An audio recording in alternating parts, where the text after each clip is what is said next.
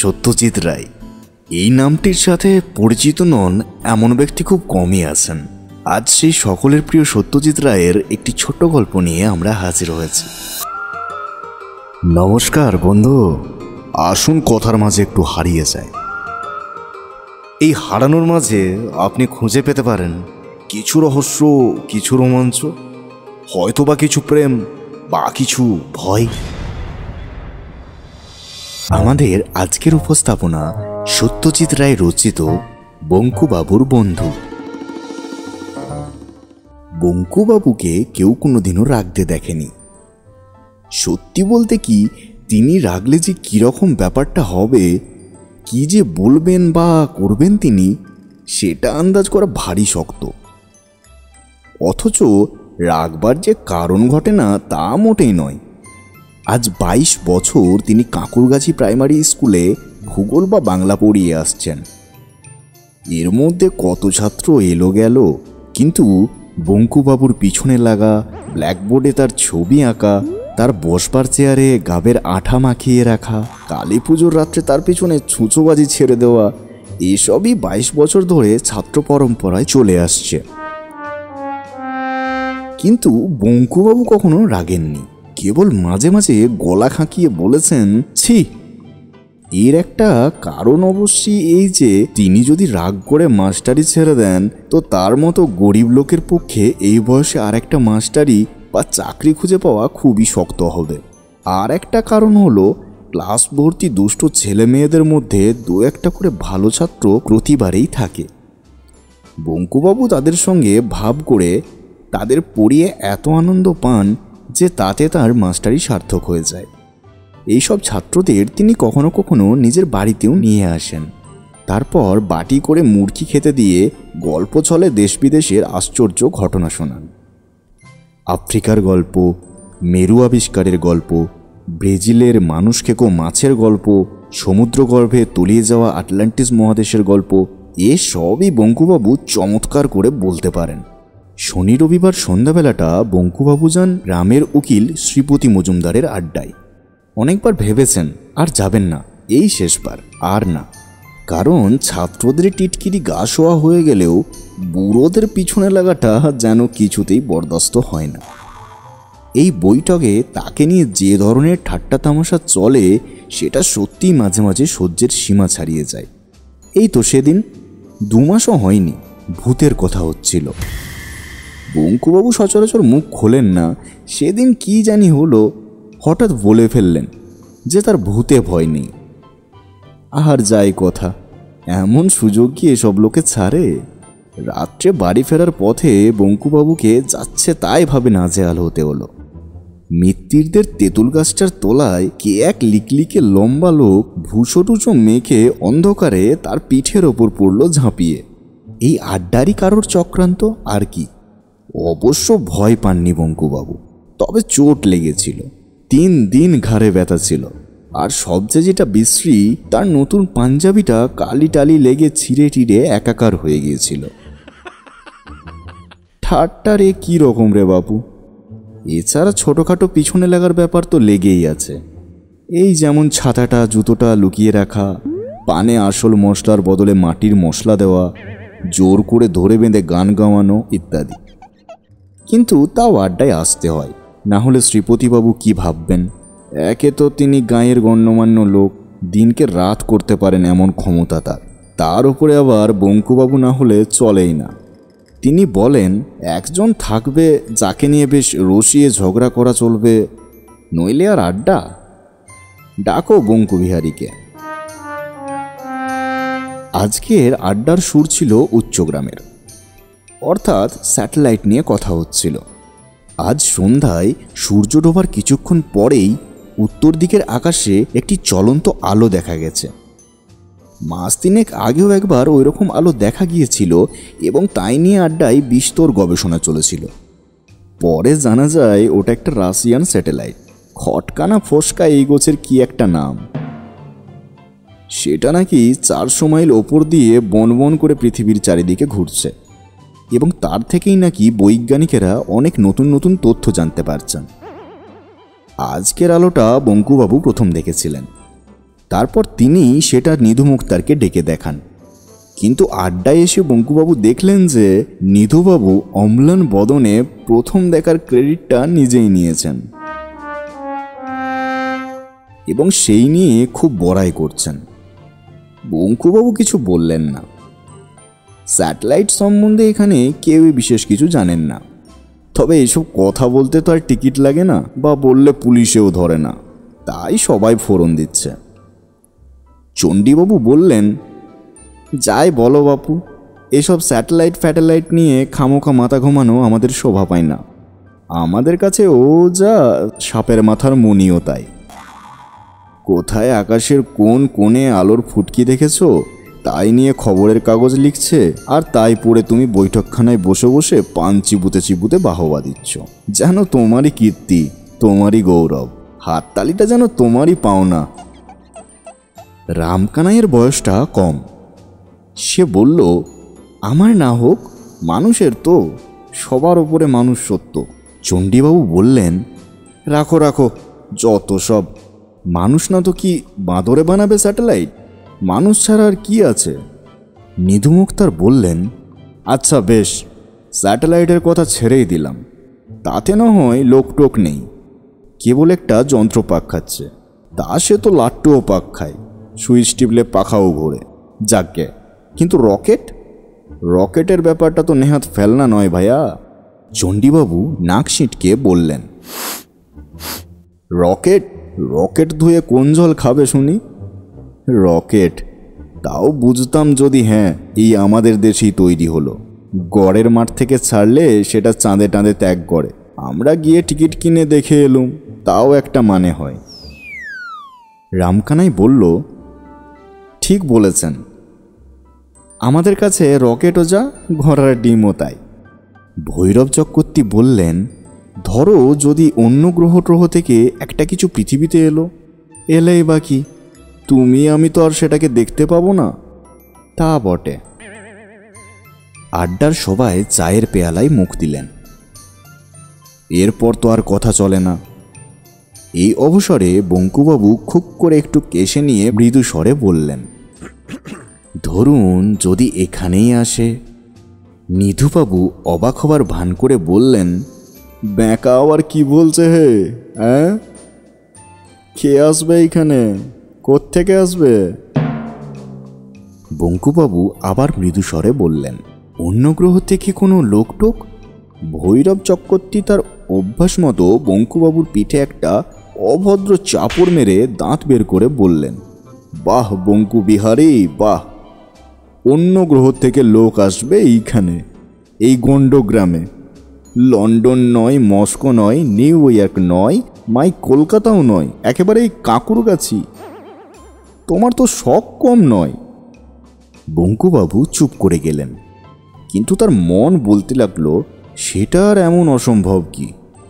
বাইরের থেকে যারা আসবে তাদের তো পৃথিবীতে আসা নিয়ে কথা, অত যদি হিসাব করে নাই আসে। কাঁকুরগাছিতে না আসা যেমন সম্ভব, আসাও তো ঠিক তেমনই সম্ভব। শ্রীপতিবাবু এতক্ষণ কিচ্ছু বলেননি। এবার তিনি নড়ে চড়ে বসতেই সকলে তার মুখের দিকে চাইল। তিনি চায়ের পেয়ালা নামিয়ে রেখে বিজ্ঞের মতো ভারী গলায় বললেন, দেখো, বাইরের গ্রহ থেকে যদি লোক আসেই, তবে এটা জেনে রেখো যে তারা এই পোড়া দেশে আসবে না। তাদের তো খেয়ে দিয়ে কাজ নেই, আর অত বোকা তারা নয়। আমার বিশ্বাস তারা সাহেব, এবং এসে নামবে ওই সাহেবদেরই পশ্চিমে, বুঝেছো? এ কথায় এক বঙ্কুবাবু ছাড়া সকলেই এক বাক্যে সাঁই দিলেন। চণ্ডীবাবু নিধু মুক্তারের কোমরে খোঁচা মেরে ইশারায় বঙ্কুবাবুকে দেখিয়ে ন্যাকা ন্যাকা গলায় বললেন, আমার কিন্তু মনে হয় যে বঙ্কু ঠিকই বলেছেন। বঙ্কু বিহারীর মতো লোক যেখানে আছে সেখানে আসাই তো তাদের পক্ষে স্বাভাবিক। কি বলো নিধু? ধরো যদি একটা স্পেসিম্যান নিয়ে যেতে হয়, তাহলে বঙ্কুর মতো দ্বিতীয় মানুষ কোথায় পাচ্ছে শুনি? নিধু মুক্তার সাই দিয়ে বললেন, ঠিক ঠিক, বুদ্ধি বলো, চেহারা বলো, যাই বলো, ব্যাঁকা একেবারে আইডল। রামকানাই বলল, একবারে জাদুঘরে রাখার মতো, কিংবা চিড়িয়াখানায়। বঙ্কুবাবু মনে মনে বললেন, স্পেসিমেন যদি বলতে হয় তো এরাই বা কি কম। ওই তো শ্রীপতিবাবু উটের মতো থুতনি, আর ওই ভৈরব চক্রবর্তী কচ্ছপের মতো চোখ, ওই নিধুমুখ তার ছুঁচো, রামকানাই ছাগল, চণ্ডীবাবু চামচিকে। চিড়িয়াখানায় যদি রাখতেই হয় তো। বঙ্কুবাবুর চোখে জল এলো। তিনি উঠে পড়লেন। আজ অন্তত আড্ডাটা ভালো লাগবে ভেবেছিলেন, হলো না। মনটা ভারী হয়ে গেছে, আর থাকা চলে না। সে কি, উঠলে নাকি হে? শ্রীপতিবাবু যেন ব্যস্ত হয়ে পড়লেন। হ্যাঁ, রাত হলো। কই রাত? কাল তো ছুটি, বসো চা খাও। না, আজ আসি, পরীক্ষার খাতা আছে কিছু। নমস্কার। রামকানাই বলল, দেখবেন বঙ্কুদা, আজ আবার অমাবস্যা, মঙ্গলবার, মানুষ কিন্তু ভূতেরও বাড়া। বঙ্কুবাবু আলোটা দেখতে পেলেন পঞ্চাঘোষের বাঁশবাগানের মাঝ বরাবর এসে। তার নিজের হাতে আলো ছিল না। শীতকাল, তাই সাপেরও ভয় নেই। তাছাড়া পথও খুব ভালোভাবেই চেনা। এ পথে এমনিতে বড় একটা কেউ আসে না, কিন্তু বঙ্কুবাবুর শর্টকাট হয় বলেই তিনি এ পথে যান। কিছুক্ষণ থেকেই তার কেমন জানি একটা খটকা লাগছিল। অন্য দিনের চেয়ে কি জানি একটা অন্যরকম ভাব, কিন্তু সেটা যে কি তা বুঝতে পারছিলেন না। হঠাৎ খেয়াল হলো যে বাঁশবাগানে আজ ঝিঁঝি ডাকছে না, একদম না। সেইটাই তফাৎ। অন্যদিন যতই বনের ভেতর ঢোকেন ততই ঝিঁঝির ডাক বাড়ে, আজ ঠিক তার উল্টো। তাই এমন থমথমে ভাব। ব্যাপার কি? ঝিঁঝিগুলো সব ঘুমোচ্ছে নাকি? ভাবতে ভাবতে হাত বিষে গিয়ে পূব দিকে চোখ চেতেই আলোটা দেখতে পেলেন। প্রথমে মনে হলো বুঝি আগুন লেগেছে। বনের মধ্যিখানে ফাঁকাটায় যেখানে ডোবাটা রয়েছে তার চারপাশে বেশ খানিকটা জায়গা জুড়ে গাছের ডালে ও পাতায় একটা গোলাপি আভা, আর নিচে ডোবার সমস্ত জায়গাটা জুড়ে উজ্জ্বল গোলাপি আলো। কিন্তু আগুন নয়, কারণ আলোটা স্থির। বঙ্কুবাবু এগোতে লাগলেন। কানের মধ্যে একটা শব্দ আসছে, কিন্তু সেটা যেন ধরাছোঁয়ার বাইরে। হঠাৎ কানে তালা লাগলে যেমন শব্দ হয়, এ যেন ঠিক সেই রকম। বঙ্কুবাবুর গা একটু ছমছম করে থাকলেও একটা অদম্য কৌতূহল বশে তিনি এগিয়ে চললেন। ডোবার থেকে 30 হাত দূরে বড় বাঁশঝাড়টা পেরোতেই তিনি জিনিসটা দেখতে পেলেন। একটা অতিকায় উপুর করা কাচের বাটির মতো জিনিস সমস্ত ডোবাটাকে আচ্ছাদন করে পড়ে আছে, এবং তার প্রায় স্বচ্ছ ছাউনির ভেতর থেকে একটা তীব্র অথচ স্নিগ্ধ গোলাপি আলো বিচ্ছুরিত হয়ে চতুর্দিকের বনকে আলো করে দিয়েছে। এমন অদ্ভুত দৃশ্য বঙ্কুবাবু স্বপ্নেও কখনো দেখেননি। অবাক বিস্ময়ে কিছুক্ষণ চেয়ে থাকার পর বঙ্কুবাবু লক্ষ্য করলেন যে জিনিসটা স্থির হলেও যেন নির্জীব নয়। অল্প অল্প স্পন্দনের আভাস পাওয়া যাচ্ছে। নিঃশ্বাস প্রশ্বাসে মানুষের বুক যেমন ওঠে নামে, কাচের ডিবিটাও তেমনই উঠছে নামছে। বঙ্কুবাবু ভালো করে দেখার জন্য আর হাত চারেক এগিয়ে যেতেই হঠাৎ যেন তার শরীরে বিদ্যুৎ প্রবাহ খেলে গেল, আর তার পর মুহূর্তেই তিনি অনুভব করলেন যে তার হাত পা যেন কোনো অদৃশ্য বন্ধনে বেঁধে ফেলা হয়েছে। তার শরীরে আর শক্তি নেই। তিনি না পারেন এগোতে, না পারেন পিছোতে।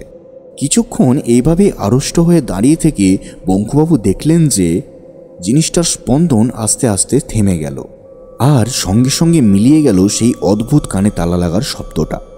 তারপর হঠাৎ রাতের নিস্তব্ধতা ভেদ করে কতকটা মানুষের মতো কিন্তু অত্যন্ত মিহি গলায় চিৎকার এলো, মিলিপিং পিং ঠুক, মিলিপিং পিং ঠুক। বঙ্কুবাবু চমকে গিয়ে এ আবার কি ভাষা রে বাবা, আর যে বলছে সেই বা কোথায়? দ্বিতীয় চিৎকার শুনে বঙ্কুবাবুর বুকটা ধরাস করে উঠল। হু are you, who are you. এ যেন ইংরেজি, হয়তো তাকে জিজ্ঞাসা করা হচ্ছে প্রশ্নটা। বঙ্কুবাবু ঢোক গিলে বললেন, I am Banku Bihari Dutta sir, Banku Bihari Dutta. প্রশ্ন এলো, are you English, are you English? Bankubabu চেঁচিয়ে বললেন, no sir, Bengali Kayastha sir. একটুক্ষণ চুপচাপের পর পরিষ্কার উচ্চারণের কথা এলো, নমস্কার। বঙ্কুবাবু হাঁপ ছেড়ে বললেন, নমস্কার।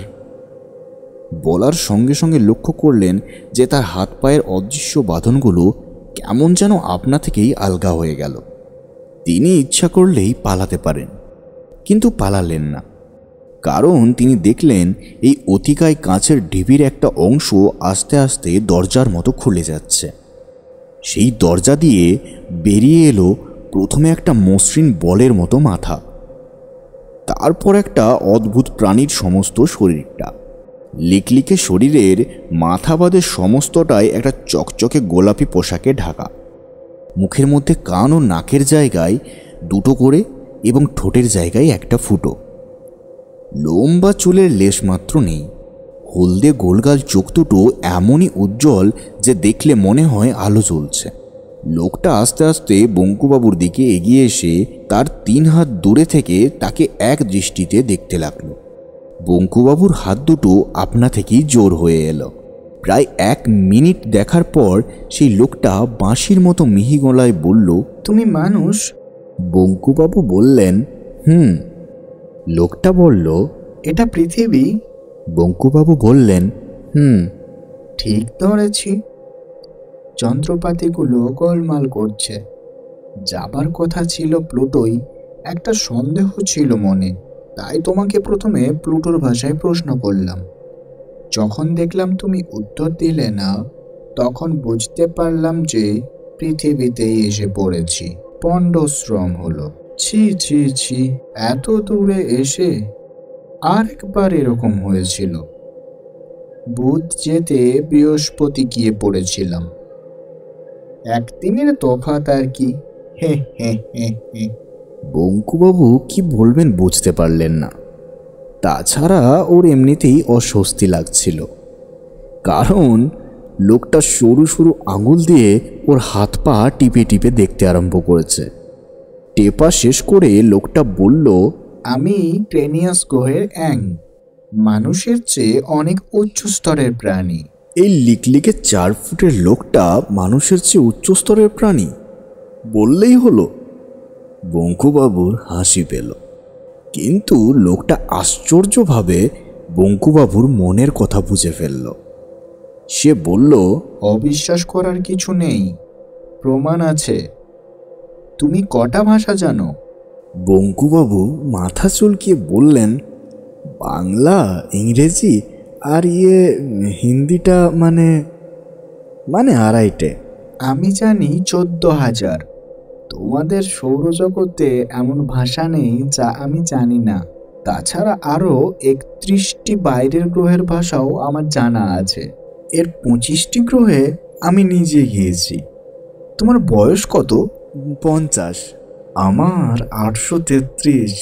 তুমি জানো আর খাও? বঙ্কুবাবু এই সেদিন কালী পুজোয় পাঁঠার মাংস খেয়েছেন। না বলেন কি করে? অ্যাং বলল, আমরা খাই না, বেশ কয়েকশো বছর হলো ছেড়ে দিয়েছি। আগে খেতাম, হয়তো তোমাকেও খেতাম। বঙ্কুবাবু ঢোক গিললেন। এই জিনিসটা দেখছো? অ্যাং একটা নুড়ি পাথরের মতো ছোট্ট জিনিস বঙ্কুবাবুর হাতে দিল। সেটা হাতে ঠেকতেই বঙ্কুবাবুর সর্বাঙ্গে আবার কেমন একটা শিহরণ খেলে গেল। তিনি তৎক্ষণাৎ ভয়ে পাথরটা ফেরত দিয়ে এলেন। অ্যাং হেসে বলল, এটা আমার হাতে ছিল বলে তুমি এতক্ষণ এগোতে পারোনি। কেউ পারে না। শত্রুকে জখম না করে অক্ষম করার মতো এমন জিনিস আর নেই। বঙ্কুবাবু এবার সত্যিই অবাক হতে শুরু করেছেন। অ্যাং বলল, এমন কোনো জায়গা বা দৃশ্য আছে যা তোমার দেখতে ইচ্ছা করে কিন্তু হয়ে ওঠে না? সারা পৃথিবীটাই তো দেখা বাকি। ভূগোল পড়ান, অথচ বাংলাদেশের গুটিকত গ্রাম ও শহর ছাড়া আর কি দেখেছেন তিনি? বাংলাদেশেরই বা কি দেখেছেন? হিমালয়ের বরফ দেখেননি, দীঘার সমুদ্র দেখেননি, সুন্দরবনের জঙ্গল দেখেননি, এমনকি শিবপুরের বাগানের সেই বটগাছটা পর্যন্ত দেখেননি। মুখে বললেন, অনেক কিছুই তো দেখিনি। ধরুন গরম দেশের মানুষ, তাই নর্থ পোলটা দেখতে খুব ইচ্ছে করে। অ্যাং একটা ছোট্ট কাঁচ লাগানো নল বের করে বঙ্কুবাবুর মুখের সামনে ধরে বলল, এইটাই চোখ লাগাও। চোখ লাগাতেই বঙ্কুবাবুর গায়ে কাঁটা দিয়ে উঠল। এও কি সম্ভব? তার চোখের সামনে ধু ধু করছে অন্তহীন বরফের মরুভূমি। তার মাঝে মাঝে মাথা উঁচিয়ে আছে পাহাড়ের মতো এক একটা বরফের চাই। ওপরের গাঢ় নীল আকাশে রামধনুর রঙে রঙিন বিচিত্র নকশা সব ঘনে ঘনে রূপ পাল্টাচ্ছে। অরোরা বরিয়ালিস। ওটা কি? ইগলু? ওই পোলার বেয়ারের শাড়ি, ওই পেঙ্গুইনের দল, ওটা কোন বিভৎস জানোয়ার? ভালো করে দেখে বঙ্কুবাবু চিনলেন সিন্ধু ঘটক। একটা নয়, দুটো প্রচণ্ড লড়াই চলছে। মূলোর মতো জরা দাঁত একটা আরেকটার গায়ে বসিয়ে দিল। শুভ্র বরফের গায়ে লাল রক্তের স্রোত। পৌষ মাসের শীতে বরফের দৃশ্য দেখে বঙ্কুবাবুর ঘাম ঝরতে শুরু করলো। অ্যাং বলল, ব্রাজিলে যেতে ইচ্ছে করে না? বঙ্কুবাবুর মনে পড়ে গেল সেই মাংস খেকো পিরানহা মাছ। আশ্চর্য, লোকটা তার মনের কথা টের পায় কি করে? বঙ্কুবাবু আবার চোখ লাগালেন। গভীর জঙ্গল, দুর্ভেদ্য অন্ধকারের লতাপাতার ফাঁক দিয়ে গলে আসা ইতস্তত রোদের ছিটে ফোঁটা। একপাশে একটা প্রকাণ্ড গাছ, তা থেকে ঝুলছে ওটা কি? সর্বনাশ! এত বড় সাপ বঙ্কুবাবু জীবনে কখনো কল্পনাও করতে পারেননি। হঠাৎ তার মনে পড়ে গেল কোথায় যেন পড়েছেন ব্রাজিলের অ্যানাকন্ডা, অজগরের বাবা। কিন্তু মাছ কই? ওই যে একটা খাল, দুপাশের ডাঙায় কুমির রোদ পোয়াচ্ছে, সার সার কুমির। তার একটা নড়ে ওঠে, জলে নামবে। ওই নেমে গেল। বঙ্কুবাবু যেন শব্দটাও শুনতে পেলেন। কিন্তু এ কি ব্যাপার? কুমিরটা এমন বিদ্যুৎ বেগে জল ছেড়ে উঠে এলো কেন? কিন্তু এই কি সেই একই কুমির?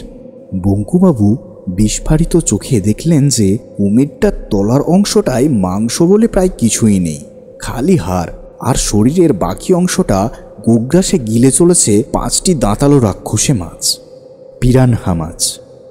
বঙ্কুবাবু আর দেখতে পারলেন না।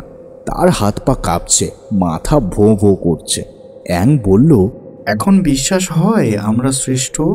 বঙ্কুবাবু জিভ দিয়ে ঠোঁট চেটে বললেন, তা তো বটেই, নিশ্চয়ই, বিলক্ষণ, 100 বার। অ্যাং বলল, বেশ, তোমায় দেখে এবং তোমার হাত পা টিপে মনে হচ্ছে যে তুমি নিকৃষ্ট প্রাণী হলেও মানুষ হিসাবে খারাপ নও। তবে তোমার দোষ হচ্ছে যে তুমি অতিরিক্ত নিরীহ, তাই তুমি জীবনে উন্নতি করনি। অন্যায়ের প্রতিবাদ না করা বা নীরবে অপমান সহ্য করা, এসব শুধু মানুষ কেন, কোনো প্রাণীরই শোভা পায় না। যাক, তোমার সাথে আলাপ হবার কথা ছিল না, হয়ে ভালোই লাগলো। তবে পৃথিবীতে বেশি সময় নষ্ট করে লাভ নেই, আমি বরং আসি। বঙ্কুবাবু বললেন, আসুন অ্যাংবাবু, আমিও আপনার সঙ্গে আলাপ করে খুব। বঙ্কুবাবুর কথা আর শেষ হলো না। চোখের পলকেই কখন অ্যাং রকেটে উঠে পড়ল এবং কখন যে সেই রকেট পঞ্চাঘোষের বাঁশবন ছেড়ে ওপরে উঠে অদৃশ্য হয়ে গেল, তা যেন বঙ্কুবাবু টেরই পেলেন না। হঠাৎ তার খেয়াল হলো যে আবার ঝিঝি ডাকতে শুরু করেছে। রাত হয়ে গেল অনেক। বাড়ির দিকে হাঁটতে শুরু করে বঙ্কুবাবু তার মনে একটা আশ্চর্য ভাব অনুভব করলেন। কত বড় একটা ঘটনা যে তার জীবনে ঘটে গেল, এই কিছুক্ষণ আগেও তিনি সেটা উপলব্ধি করতে পারেননি। কোথাকার কোন সৌরজগতের এক গ্রহ, তার নামও হয়তো কেউ শোনেননি। তারই একজন লোক তো নয়, অ্যাং, তার সঙ্গে এসে আলাপ করে গেল। কি আশ্চর্য, কি অদ্ভুত! সারা পৃথিবীতে আর কারোর সঙ্গে নয়, কেবল তার সঙ্গে। তিনি শ্রী বঙ্কুবিহারী দত্ত, কাঁকুরগাছি প্রাইমারি স্কুলে ভূগোল ও বাংলার শিক্ষক। আজ এই এখন থেকে অন্তত একটা অভিজ্ঞতায় তিনি সারা পৃথিবীতেও এক ও অদ্বিতীয়। পরদিন রবিবার, শ্রীপতিবাবুর বাড়িতে জোর আড্ডা। কালকের আলোর খবর আজ কাগজে বেরিয়েছে, তবে নেহাতি নগণ্যের পর্যায়ে। বাংলাদেশের মাত্র 2-1টা জায়গার থেকে আলোটা দেখতে পাওয়ার খবর এসেছে, তাই সেটাকে ফ্লাইং সসার বা উড়ন্ত পিরিচের মতো গুজবের মধ্যে ফেলে দেওয়া হয়েছে। আজ পঞ্চাঘোষও আড্ডায় এসেছেন। তার 40 বিঘের বাঁশবাগানের মধ্যে যে ডোবাটা আছে, তার চারপাশে 10টা বাঁশঝাড় নাকি রাতারাতি একেবারে ন্যাড়া হয়ে গেছে। শীতকালে বাঁশের শুকনো পাতা ঝরে বটে, কিন্তু এইভাবে ন্যাড়া হয়ে যাওয়াটা খুবই অস্বাভাবিক। এই বিষয়েই কথা হচ্ছিল, এমন সময়ে ভৈরব চক্রবর্তী হঠাৎ বলে উঠলেন, আজ বঙ্কুর দেরি কেন? তাই তো, এতক্ষণ কারোর খেয়াল হয়নি। নিধু মুক্তার বললেন, ব্যাকা কি আর সহজে এমুকো হবে? কাল মুখ খুলতে গিয়ে যা দাবরানি খেয়েছে। শ্রীপতিবাবু ব্যস্ত হয়ে বললেন, তা বললে চলবে কেন, বন্ধুকে যে চাই। রামকানাই, তুমি একবার যাও তো, দেখি ধরে নিয়ে আসতে পারো কিনা। রামকানাই, চাটা খেয়েই যাচ্ছি বলে সবে পেয়ালায় চুমুক দিতে গেছে, এমন সময় বঙ্কুবাবু এসে ঘরে ঢুকলেন বললে অবশ্যই কিছুই বলা হলো না। একটা ছোটোখাটো বৈশাখী ঝড় যেন বেটেখাটো মানুষের বেশে প্রবেশ করে সবাইকে থমথমিয়ে দিল। তারপর ঝড়ের খেলা। প্রথমে পুরো 1 মিনিট ধরে বঙ্কুবাবু অট্টহাসি হাসলেন, যে হাসি এর আগে কেউ কোনোদিনও শোনেননি, তিনি নিজেও শোনেননি। তারপর হাসি থামিয়ে একটা প্রচণ্ড গলা খাকরানি দিয়ে গম্ভীর গলায় বলতে শুরু করলেন, বন্ধুগণ, আমি অত্যন্ত আনন্দের সঙ্গে জানাচ্ছি যে আজ এই আড্ডায় আমার শেষ দিন। আপনাদের দলটি ছাড়ার আগে আমি কয়েকটি কথা আপনাদের বলে যেতে চাই, এবং তাই আজ এখানে আসা। 1 নম্বর, সেটা সকলের সম্বন্ধেই খাটে, আপনারা সবাই বড্ড বাজে বকেন। যে বিষয়ে জানেন না সে বিষয়ে বেশি কথা বললে লোকে বোকা বলে। 2 নম্বর, এটা চণ্ডীবাবুকে বলছি, আপনাদের বয়সে পরের ছাতা জুতো লুকিয়ে রাখা শুধু অন্যায় নয়, ছেলে মানুষই। দয়া করে আমার ছাতাটা ও খয়েরি ক্যাম্বিসের জুতাটা কালকের মধ্যে আমার বাড়িতে পৌঁছে দেবেন। নিধুবাবু, আপনি যদি আমাকে ব্যাকা বলে ডাকেন তবে আমি আপনাকে ছেঁদা বলে ডাকবো, আপনাকে সেইটাই মেনে নিতে হবে। আর শ্রীপতিবাবু, আপনি গণ্যমান্য লোক, আপনার মোসাহেবের প্রয়োজন হবে বই কি, কিন্তু জেনে রাখুন যে আজ থেকে আমি আর ও দলে নেই। যদি বলেন তো আমার পোষা হুলোটাকে পাঠিয়ে দিতে পারি, ভালো পা চাটতে পারে। ওহো, পঞ্চাবাবু এসেছেন দেখছি। আপনাকে খবরটা দিয়ে রাখি, কাল রাত্রে ক্রেনিয়াস গ্রহ থেকে একটি অ্যাং এসে আপনার বাঁশবাগানের ডোবাটির মধ্যে নেমেছিল। আমার সঙ্গে তার আলাপ হয়েছে। লোকটি থুরি, অ্যাংটি ভারী ভালো। এই বলে বঙ্কুবাবু তার বাঁ হাত দিয়ে ভৈরব চক্রবর্তীর পিঠে একটা চাপড় মেরে বিষম খাইয়ে সদর্পে শ্রীপতিবাবুর ঘর থেকে বেরিয়ে গেলেন। ঠিক সেই মুহূর্তেই রামকানাইয়ের হাত থেকে চা ভর্তি পেয়ালাটা পড়ে গিয়ে সব বাইর কাপড়ে চোপড়ে পড়ে গরম চা ছিটিয়ে চুরমার হয়ে গেল। ধন্যবাদ বন্ধুরা, গল্পটি যদি ভালো লেগে থাকে অবশ্যই ভিডিওটিতে একটি লাইক করে চ্যানেলটি সাবস্ক্রাইব করে দেবেন। ধন্যবাদ।